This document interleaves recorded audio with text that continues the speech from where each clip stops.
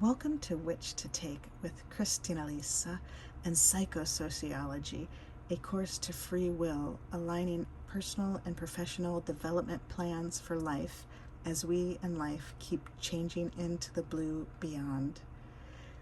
In this class, we look at the world through the lens of the literal and figurative orphan, adoptee, and gypsy. And you may call us River. And in this session, that's where we want to start, with a story about a river. And please bear with me if you have heard this before, but it's just a little heads up about what you may anticipate if you stay for the whole session.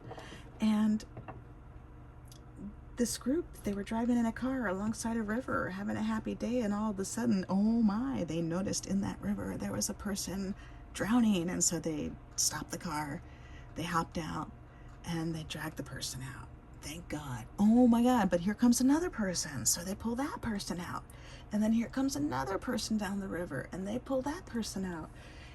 And this keeps going on, and more people in their cars stop to help pull people out of the river.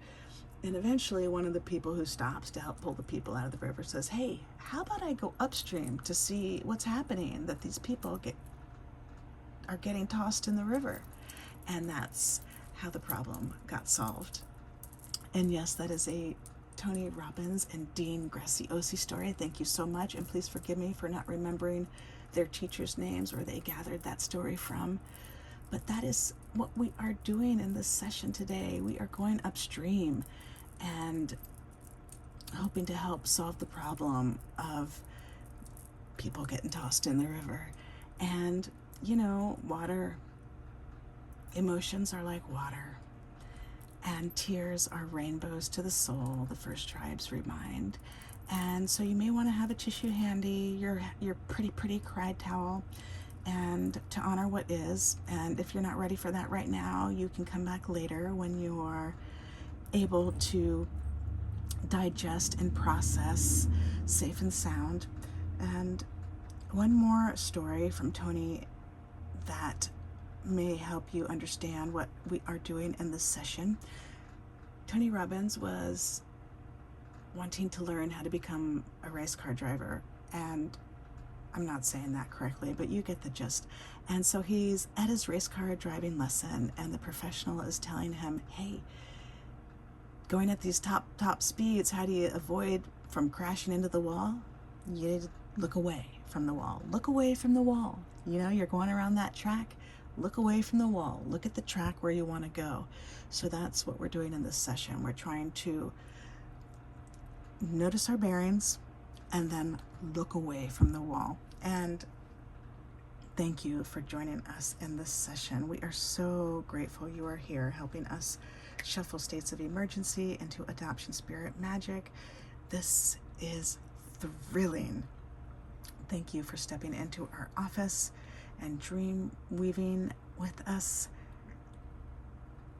And thank you for taking sweet care of yourself, because this is sensitive content, from adoption to exploitation to slavery, suicide, homicide, and overdosing. And if you are not prepared or ready to talk about those issues because you got your own stuff going on, please, thank you for abiding yourself and taking care of yourself so sweetly, and change the channel if you need, and you may come back later or not, right?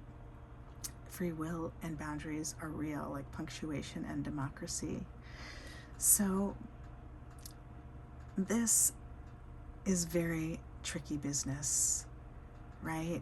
Helping us live life worth living on this beautiful planet Earth. And in a movie we saw recently, Ricky Stenicki sums it up. Parenthood, in reality, it's fear, anxiety, with periodic moments of crushing pain, and then you get bitter and resentful. And we don't want to do that anymore. We want to cut parents a slack. We want to cut their children slack, and that just sort of encompasses everyone around the globe. Understanding that what causes the toddler, the teen, the teacher, the terrorist, the tyrant to rage is all the same thing, loss. And so we choose to treat that instead of going down the evil path, exterminating. And thank you so much, and changing the way we live. We are so grateful. So in this session, we may hang out for a positive spell with left behind people, places, and things like astrology, mythology, archetypes, dream weaving, town meeting, politics, border issues, psychic, mediumship readings, helping beginning master parent teachers stay with it, sound healing, and folk art. And what differentiates us from other tellers, psychics, mediums, and artists is that we got schooled to help you align your life, home, school, business with K-12 life and standards, regardless of your place, position, background, whether or not people were calling you evil, dumb, ungrateful, rude, bipolar, addict, ADD, you fill in the blank. We're doing things differently. And by now, you may have met our soul, ego, amygdala, creep, which we are learning to harness for the benefit of one and all. And you may appreciate all of that and unfolding. Maybe it helps you unfold more freely the life you need to live. All of our imperfections, perhaps they allow you to unfold with more ease, grace, and wisdom. While the matters of which we speak during these podcasts may seem scary or like we are taken aside, our mission is to adopt success for one and all, in home, school, business, on the streets, in every nation, religion, even outer space. Coming from a homeless shelter, an orphanage, maintaining a safe home is of the utmost importance to us. Our primal and physical wounds prevent us from playing the good evil game, quote unquote, to fit in, belong, and be accepted. Keeper of earth, moon, and stars, we try to help young through elder humans succeed in the classrooms of their lives. We share signs from which we look and move away in order to come out of the fog of adoption fairy tales, gypsy myths, possessed by grief amygdala, cycling, fight, flight, freeze, fuck, fawn, following cards from humans around Ma Earth like the Manouche, who say, before there comes hatred and fighting, hold on to the caravan and go. And the Kalderash, who say, wherever you go, you carry your families in your belly. Because over our 5 decades, we have learned to know how it is. Romani Chib, gypsy tongue, speaks the truth. As a 1970 half BIPOC Cold War border baby, adopted American USA, we got so curious why adoption had yet to solve the problem of living behind, young through elder, person, place, and thing, shamed, blamed, trashed, more likely to suicide, homicide, overdose, flunk out, that we began seeking and sharing solutions. In this course to free will, we see everybody as a different psychosociology experiment, and only our intentions and actions determine our future. We respect what resonates for one may not resonate for another, and appreciate the gift of discernment, testing what aligns before deciding what to take and adopt as your own. In these podcasts, we vibe with adoption gypsy aspects on our path, hoping to channel in a way that allows us, you and me, us, to learn without study, practice, discipline, punishment, to develop a healthy Visuddha chakra, throat chakra, to seek and share our truths instead of becoming distracted, irresponsible, secret, alone in our knowledge, to develop and grow, nurture authentic, harmonious, honest relationships between ourselves and others. We hope you find something here to assist you in moving from a low to high state of adoption quicker and with less collateral damage, from crisis to diaspora, to surviving to thriving, pilgrimage and blessed dreams truing. Like a spiritual lifeguard, a town crier, a weather surf traffic news report guiding you, us, me, we, on a highly relevant matter, like how to stay afloat in the deep waters of even deeper emotions in which children through adults swim, which way to go to catch the waves while avoiding the storms, wrecks, bottlenecks, the signs to ignore or follow. We've been learning how to talk about adoption of success since around age 4. Social contract theory fascinates us. In low states of adoption, we see adoption serves as a script for the adopter to overcome loss. Adoption is the drug and the fix.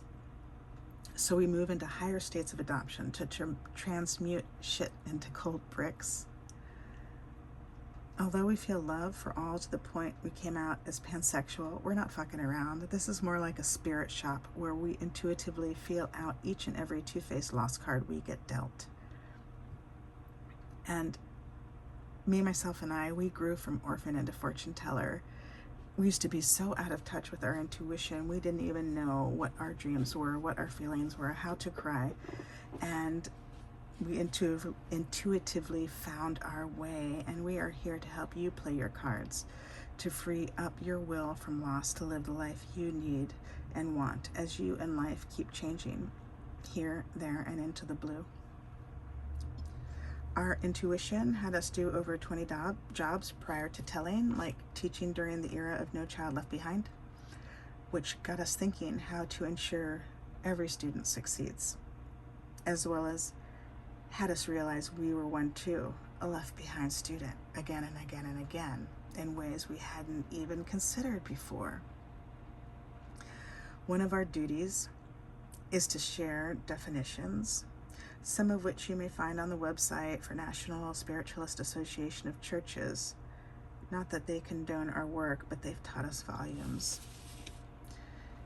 The office of fortune teller is similar to that of medium, as described by Mary T. Longley. The office of mediumship is to bless humanity, to encourage the race to overcome conditions of matter sufficiently to make such the servant rather than the master of intelligent beings, to enable it to guide through intuition the individual for their own and others' good. I take the liberty to quantify good to mean helpful. As a psychic, we pick up directly on objects, events, and people. As a medium, we are one whose instrument is sensitive to vibrations in the spirit world, and through whose instrumentality intelligences in that world are able to convey messages and produce the phenomena of spiritualism.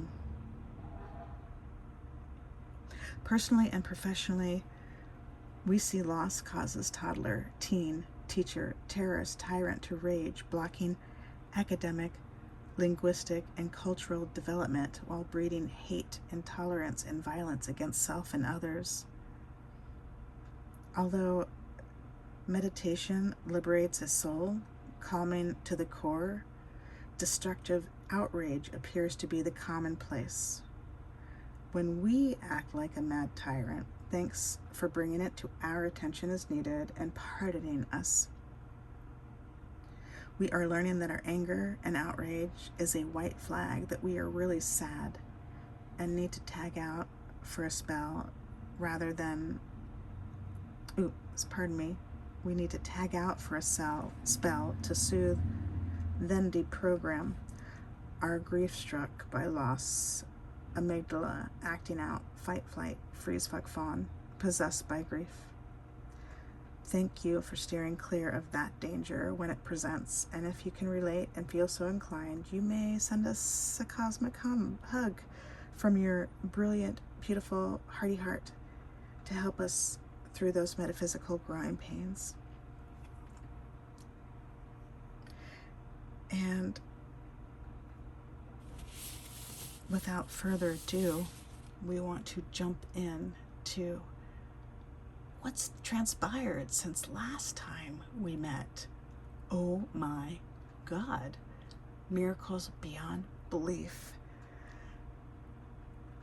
I have been holding it close to my heart, digesting, processing, and so please forgive me if I am faltering trying to explain, because it is so intense and so touching, and it's not just for me, it's for so many of us. So many of us have come into this new awareness this year and over the past decade or more. So Chiron, let's start there. Chiron is the wounded healer, and you may check out the story more on your own to fill in the gaps, because I am learning myself, and so you may know more, you may need to hopscotch and gather more resources than I can give you at the moment. But Chiron, the wounded healer, was an adoptee and has been showing me and other adoptees that we have been correct in coming out of the fog of the fight. Chiron was a centaur, and he, like I said, was adopted, which means he was orphaned, shunned, cursed by his own family and community before adopted. And then once he was adopted, he, unlike the other centaurs who were all into fighting, decided, hey, I don't want to do that anymore, because that ended up in me being cast off, and I'm going to do something different. And he became a healer, and not just any healer. He became a healer that people all over would turn to, and his hands were amazing. And Chiron, his name derives from the word hand. And please forgive me if I'm mixing and matching bits and pieces of this. Quadruple, triple check my story, right? And so Chiron became a healer, and then lived at the bottom of Mount Olympus in a cave, sharing his healing remedies in an apothecary-like manner. And each person that would come, they would get their own special, whatever the elixir was, whether or not it was an elixir or not. You get the drift. Everybody could come, whoever needed help with their loss could come, and Chiron could serve them specific to their needs. And so super sweet for me to hear this unfold.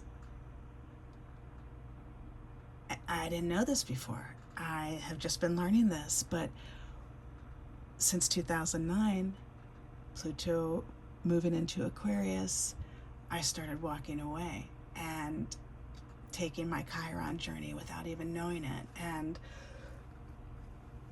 helping me understand how much I can trust my intuition when there was a point I couldn't trust it at all. I didn't even know how to cry. And when I began walking away from everything in 2008 and 2008, it was an idea in my head. I just knew that life wasn't working. I was, by all appearances, successful. I had a job, I had a house, I had a marriage, I had, but something wasn't quite right. And thankfully, my person supported me in this, and leaving my career in education to unfold as an adoptee and as a Romani and an artist, and miracles beyond belief have unfolded. But again, and this is not without risk, right? This is a very risky path to take, and there's been many pitfalls along the way and rocky roads, but well worth it to free our will from the loss and from cycling the fight, flight, freeze, fuck, fawn of our amygdala, our authoritative amygdala, our grief-struck by amygdala taking over. And so Chiron and me, we've been learning more. I've been learning more about Chiron, and I am thrilled to share him with you in this session. So you may start your relationship with Chiron, or think about approaching Chiron if you haven't already met him and have been working with him yourself, and just to support you and your hunch that, wow, I really don't want to fight anymore. This doesn't seem correct. In fact, it seems pretty harmful. And I do sense that I have this healing ability. And sidebar, my chiropractic, shout out to the Marion Family Chiropractic, Dr. Ames. We adore her office and her services. They're so sweet. She is so sweet. And in her office, there's no news playing. She's got a slideshow, that PowerPoint, that is played with soothing music, that is teaching you about your body and how chiropractic is effective for you. And one of the posters in her office reminds that the power that makes the body heals the body. And it's such a wonderful notion, and it's so true. And leaning into that and practicing the loving belief and seeing the miracles unfold, it's been thrilling. And so we are ecstatic to share that with you, how that shift in consciousness from thinking this is just how it is. The Tedeschi and Trucks song is coming to my head, living this life is a hard way to go, and we don't have to do that anymore, and we can switch gears and shift down into slow roll instead of racing, the racism, racing from here to there to get the job done, to be successful. That amounts to racism, and the outright and subtle ways. And we can lean into our healing now, and it's just thrilling. And so we are so excited to share that with you, and are interested to hear what you may uncover for yourself on that path, meeting up with Chiron, and so much more to say. I could go on and on with the Chiron. And you know, it's when you finally make the decision to walk the healing path, like I said, it's risky, right? So you choose your risk. Stay on the fighting path and fight to the death, or choose the healing path and heal for life worth living. And there's all different ways you can say that, and you can play around with that in your mind. And that was the first big news that has come across our paths more intensely since the last time we met you in this class. And to find out more about that, you may tune in to the brilliant creative astrologist Molly McCord. She has weekly podcasts with energy updates, intuitive energy updates about what's happening in the astrology, as well as weekly deeper dives into the astrology, and you may appreciate that. And we live in a beautiful community, lively, feel so blessed. And so you may hear some of them around and about as we are sharing this. And I'm turning on the light so I can see what I'm doing here. Whoa. Yeah. And that shifts things a little bit, but I think you'll be all right here. Let's see.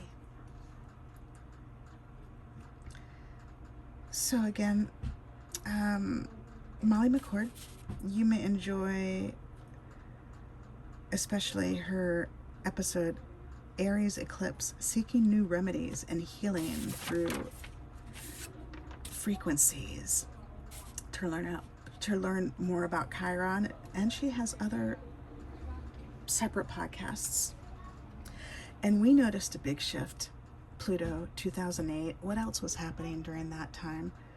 Banking crisis, right? We just knew that the way of life was not sustainable. And so we are so thankful that we were able to begin our social distancing back then, and to understand more about our own energy and essence, how we may help ourselves and others acquire this new life where we don't have to fight anymore. And that little project called My Life, walking away in 2008, 2009, we began keeping a blog and a website, Gypsy Myth Debunked. And in 2015, it transformed into Romney Ramparts. And then there was the Land of Art Monastery. And then there was the Adoption Spirit Apothecary. And then there was Coventina. And then there was Gem and Pen. And now all of these have gone underground. And they are subscription only because the matter is so sensitive. And we want to honor everyone involved, from stranger to family. And so if you are interested to see how that has been unfolding, you may email us at whichtotake@gmail.com, or reach out through our Calendly on our About page. You may find some of those links. And we want to offer that up because in 2000, when we began playing our cards in earnest, one of the first cards we wrote, we were so surprised. We're like, where did this come from? We wrote on a neon green note card, "Writing is our path away from modern day slavery." And we were so perplexed. We're like, where did that come from? Because at that time, 2000, just 39 years old, we didn't realize we were black. Black, Finnish gypsy black. I need to clarify. In Finland, there is a compania, a tribe of Romani gypsy called Kaale, which translates from Sanskrit-based Romani chib to mean black. And in Finland, the Kaale are commonly called mustalainen, which means black people. And so in 2000, when I began playing my cards, when I was making one note card per day to help make my dreams come true, because I was thinking, wow, if you could use flashcards to learn a language, you can use flashcards to make your dreams come true.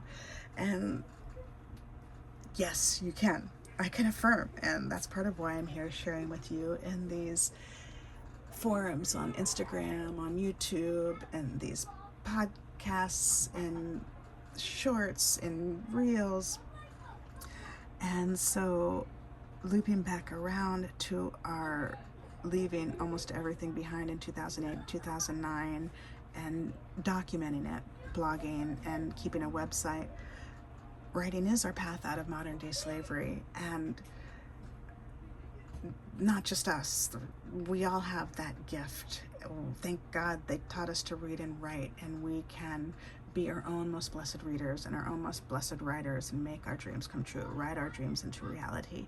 And so if you're interested in to see more about how we've been doing that, you can let us know, and perhaps that inspires or guides you to do the same, or just to expand your practice if you're already doing it, or you get the gist. So the next thing on our list that we want to talk about is there was an adoptee town hall. There's an adoptee town hall back in the 10th of March, 2024. And hosted by Unraveling Adoption. https://unravelingadoption.com/ and that meeting started off asking, well, it was set up because adoptees are dying,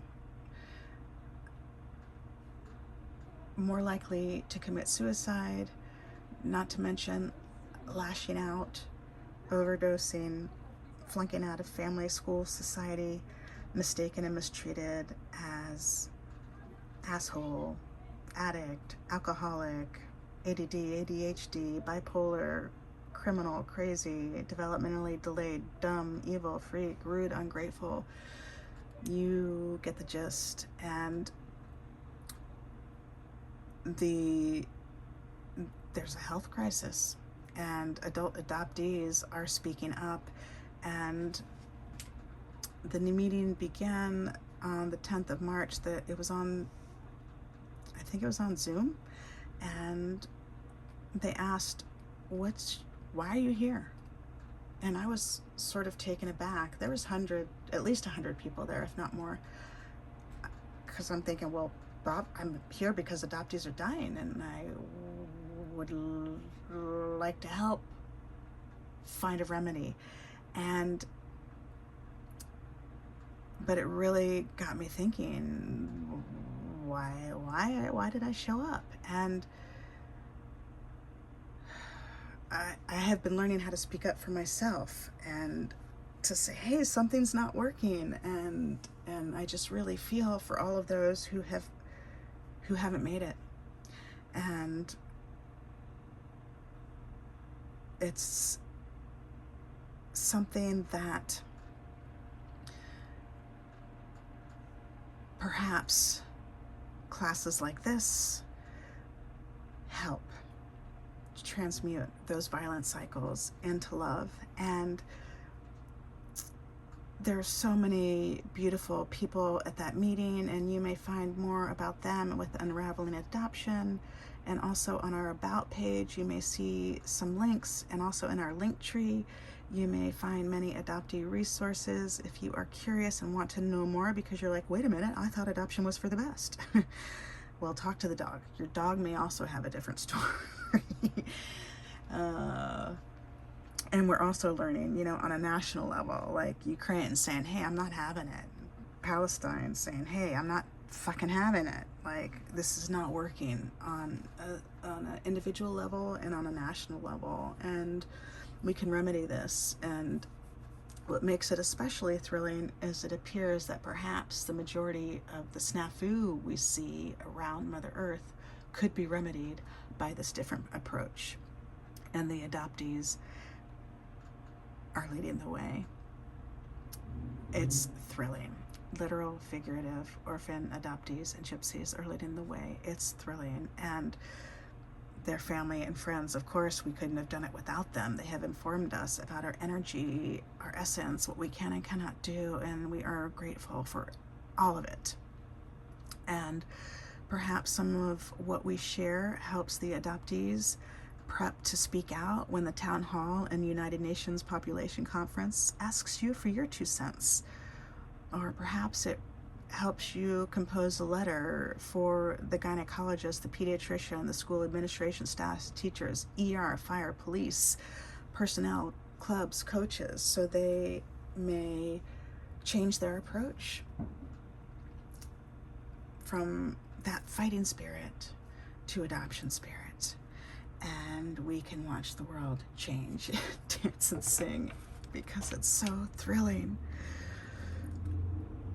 All right, that was a lot. Now we're on to number 5. We sort of lumped 3 and 4 together, and crossing our paths since the last time we met was Mexican President Andrés Manuel López Obrador, AMLO, with the CBS interview with Sharon Alfonsi, reminding me just of another face of the literal, figurative, orphan, adoptee, gypsy, and offering that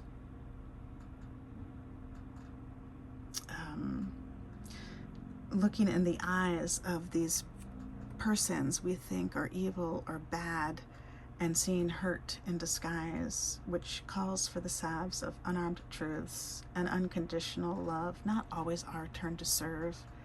And so we can transform prisons into schools. We can transform all ranks of military police, all ranks of religious military police into a healing, teaching homeschool, because we finally translate that mad call for remediation, punishment, corporal punishment, and war as really a distorted cry to care tenderly for the youth under 35 and all of their families, even the ones growing old, acting out their amygdala in fight, flight, freeze, fuck, fawn, as for the best and correct. Number 6, science diet. Happy, healthy, more adaptable, changing their life so they can change yours, really reminds us about this low state of adoption, where adoption of animal, baby, culture, land, outer space serves more as a prescription for the adopter to bypass their loss, than an equitable social contract between two sentient beings. And so we're grateful to see these examples, and we also then look away and do some healing treatments, because it's just really hurtful. It's really hurtful. Number 7, Sacred Traveler Oracle Cards by Denise Lynn, published by the Hay House. Passion and pleasure. Traveler meets a band of gypsies, lowercase g, and beautiful deck of cards. I love playing with this deck of cards, and the passion and pleasure card is part of the reason I got the deck. And it also reminds me how often Romani, their way of life, this passion and pleasure card, it reminds us, hey, look at the gypsies, they dance through the night. And totally dismissing, well, they're on the run because they're being attacked and hated upon. And we just appreciate the whole picture, stepping out of the gypsy myths, out of the fog of the gypsy myths, into the Romani realities, and understanding that when we see people celebrating, don't be jealous of them. They've been through a really challenging time, and persecution, and all sorts of loss, and we don't even know. And we don't have to be jealous anymore of the gypsy, of the orphan, of the adoptee, and we can start to tend to our own life. We can switch from fighting spirit to adoption spirit, and we no longer have to be jealous, because now we are finally admitting that in ourselves and taking sweet care of ourselves. Oh, let's see, 8, 9, 10, 11, 12, 13, 14, 15. There's the next 2 chunks are orphan, adoptee, gypsies that came across our paths in the media and music. And so Black Clover features 2 orphans. It's a anime cartoon, perhaps. Please correct me if I'm wrong. Star Wars, another orphan story. Mystery Science Theater. Remember Gypsy and Mystery Science Theater? Love that show. Gypsy and Mystery Science Theater. Netflix, Testament, the story of Moses, 2024, directed by Benjamin Ross, featuring the orphan Moses. Adopted. Oh, and then what did he do? He hurt somebody to get out of it. And then he was like, shit, I didn't mean to do that. And then it was so challenging for him to speak. His brothers spoke for him, trying to help out. Another one, The Ballad of Buster Scruggs, 2018, Ethan Coen, Joel Coen, Jack London, featuring some orphan and gypsy stories, fortune teller even. So fun. Commercials, Save the Children commercials, St. Jude commercial, Hungry Child in the middle of a February home show, dog food commercial, change their life so they can change yours. One of the things about swapping from fighting spirit to adoption spirit is that you, as a CEO of a business or a nonprofit, no longer air ads or commercials or post billboards to save the children. You just don't do it. You keep that out of people's faces, and people know, hey, there's still people out there who need help, and they are able to do it. We don't have to run ads that all the left behind children are stuck watching, because everybody's so busy. Children are left behind alone. And even the orphans and adoptees and gypsies that we think we've saved, they're raising themselves because the parents are so busy. And we don't have to do that anymore. And we don't have to sell the children. We don't have to sell these ads. And let's see, YouTube, Fall of Civilizations, the Incas, Cities in the Clouds, part 1 of 2. Talked about adopting religion. Soul Mana, beautiful creative on YouTube, has a reading, Your Life Purpose Path Guides, Gifts, Pick a Mandala. Your Life Purpose Path Guides, Gifts, Pick a Mandala. Brings up the orphan story, the adoptee story. You may enjoy taking that in. Ghosts brings up the orphan and adoptee gypsy story. So Help Me Todd as well, another TV show. Tracker, The Finder, The Connors, The Brady Bunch, season 5, episode 13, Blood's Thicker Than Water, Jan says. Can we put her up for adoption, Peter says. The show The Bruise Brothers, Greg Schaefer, adoptee and orphan tears come within the first 5 minutes. New England forest, eastern white pine, the tree rooted in American history. We cleared with abandon. The abandon word jumped out at me. We cleared the pines with abandon in New England. Like we abandoned the orphans. I mean, so you see, with each day that passes, how orphans, adoptees, gypsies are bombarded with all these different media that really takes us off our center and puts us in this position where we're, the prescription for the adopter to bypass their loss. Highlights Varkey Foundation, Changing Lives Through Education. You may be excited to check out the Varkey Foundation. They are awarding teachers who are making a difference around the world. And I applied a few times, even though I wasn't teaching. There was a qualifier that you needed to be teaching at the time, and I left teaching in 2009. But this last year, a brilliant creative in India won the award, and she was a student and opened up her own school for other students, basically in her backyard or on the streets. Please forgive me, I'm not having the details correct, but she was just a regular person who just loved to help and saw that the kids in the neighborhood weren't getting an education, so she just started teaching them, and she won the award. So that is thrilling news, and foretelling of things to come. And songs with the literal and figurative orphan, adoptee, and gypsy.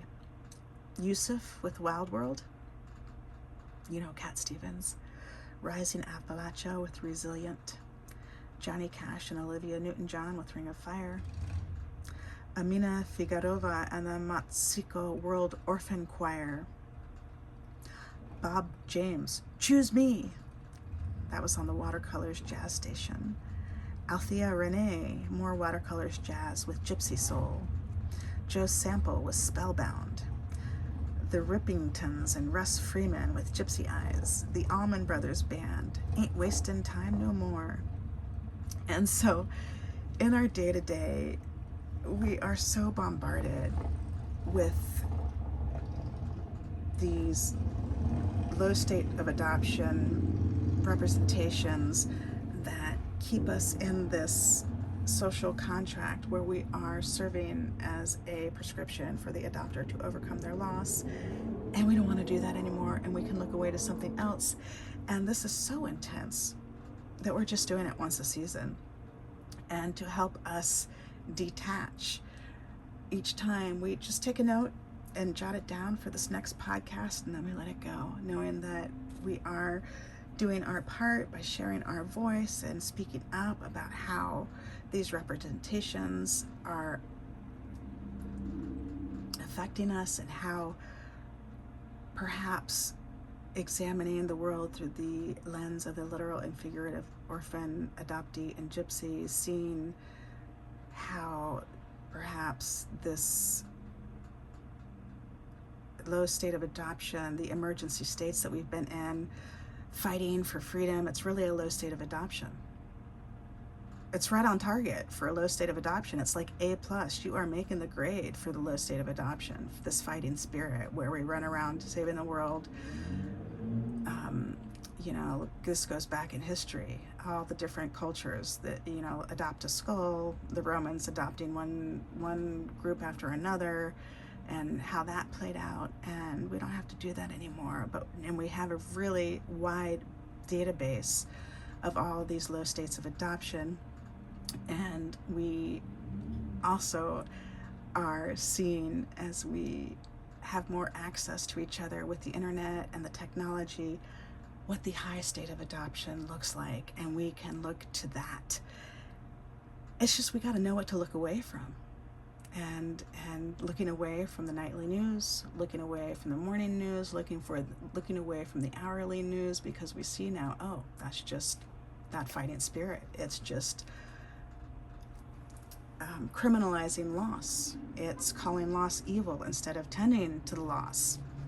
And we don't want to do that anymore, because it leaves behind people systemically. This is how we leave people behind. This is a really effective way to leave people behind, is to call them evil, bad, to mistake and mistreat them as all sorts of mental illness. And we don't have to do that anymore.